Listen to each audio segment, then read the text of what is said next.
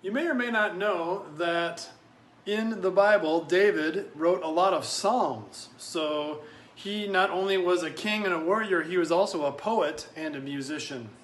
There are 150 psalms in the Old Testament, that big book of the Bible, the biggest one there is. And David wrote over 70 of the psalms. So almost half of the psalms that we have in the Bible were written by this King David. And every now and then, with some of the psalms, not all of them, but with some of them, there is a note at the top of the psalm that lets us know what was going on in the life of David when he wrote that particular psalm. And so today, what I want to do in this devotion is connect something that was happening in the life of David that's a little bit obscure, you may not know about it, and then we can listen to some of the verses of the psalm that he wrote when this particular episode in his life was going down. So David had to leave King Saul and his palace and leave his friend Jonathan behind because of Saul's murderous jealousy.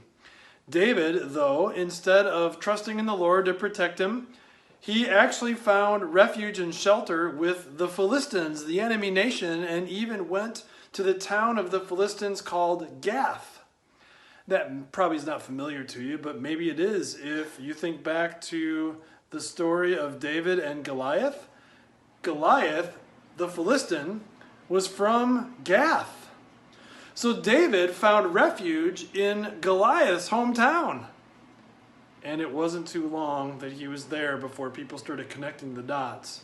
Some of the people there looked at David and said, "Hey, King Achish of Gath, isn't this guy, David, the one that they sang about? Saul has killed his thousands, but David is tens of thousands." And when that happened, David was very insecure, very afraid. He realized his mistake, that he should never have fled from Saul to find shelter with the enemy nation, the Philistines. And so what he did was he acted like a madman. He faked insanity. He made marks on the walls. He let saliva run down his beard. Who knows what the look in his eye was like for a while as he was faking insanity.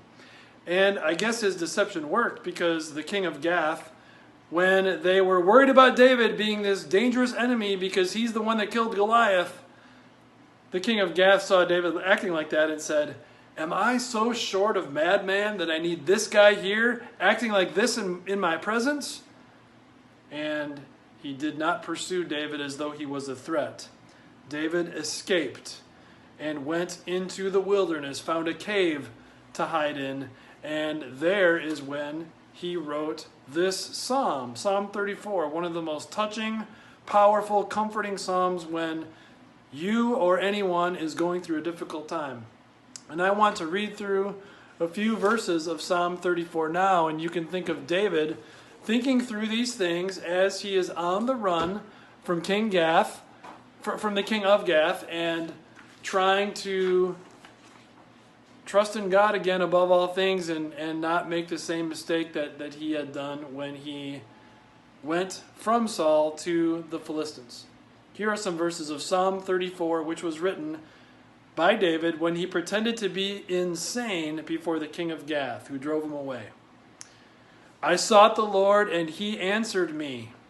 He delivered me from all my fears. Those who look to him are radiant. Their faces are never covered with shame. This poor man called, and the Lord heard him.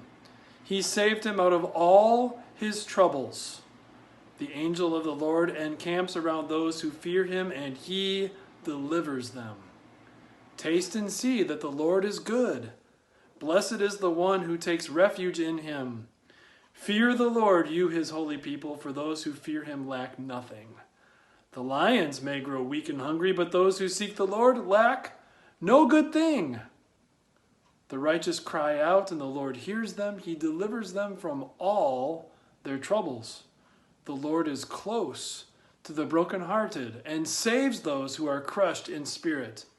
The righteous person may have many troubles, but the Lord delivers him from them all. The Lord will rescue his servants. No one who takes refuge in him will be condemned." You can hear humble, repentant trusting David in the cave, writing these words and clinging to them with a white-knuckle grip, as compared to nervous, skittish David fleeing from Saul, going to Gath, and realizing that both options were bad. Sometimes people don't look up until they're flat on their back, and that was true of David here, and it can be true of us as well. When you're going through a hard time, use that time as a time to clarify your relationship with God and trust that these words from Psalm 34 are always going to be true. All means all. He will deliver you from all your troubles, and there is no exception. The one who trusts in him is never put to shame, and never means never.